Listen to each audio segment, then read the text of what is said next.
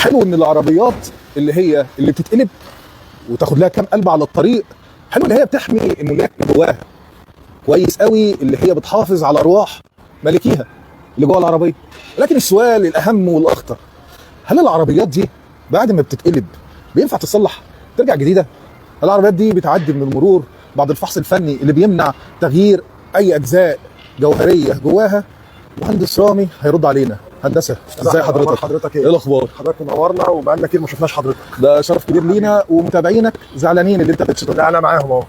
هندسه، الاوائل انا مش مهتم بالاوائل، تمام، بس هو دي كلمه السر. انت الناس بتجيلك بتقول لك انا عايز ارجع العربيه كويسه وجديده واعرف بعد كده ابيعها، في نفس الوقت تعدي معايا في الفحص الفني بتاع المرور اللي بقى يدقق جدا في الاجزاء الضوئيه بتاعت العربيه. بالمناسبه بس عشان احنا في ناس كتير كانت بتتريق وتقول لك والحاجات دي، اعتقد ان في ناس شافت اتاكدت ان حته صغيره قد كده دلوقتي بتخلي العربيه تخش لجنه. ده بقى منتشر، وانت بقى يجي لك مكالمات الحقني انا هدخل لجنه الحقني عايز اصلح اللي العربيه. حصل ده موجود، بس ده انا اقول شفتها لك بعيني. ان الكيس اللي معانا دي كيس مختلفه قوي.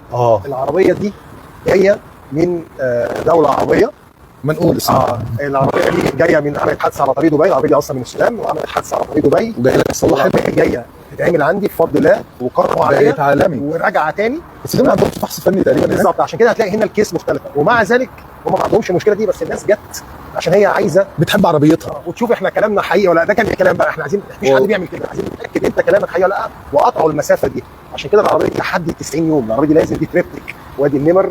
تمام. العربيه دي لازم ترجع تاني، بس صحيح. ترجع من عندنا هنا بفضل الله، من عند رامي بانوراما ترجع بلدها فابريكا بفضل الله. غش؟ لا مش غش ده مراعاه في الصنعه واحترام ان احنا بنتقن عملنا وبنجتهد. احنا بنجتهد، علينا السعي وبنجتهد، وانت دايما الحمد لله ربنا موفقك. ربنا يكرمك يا هندسه. اللهم لك الحمد. شكرا.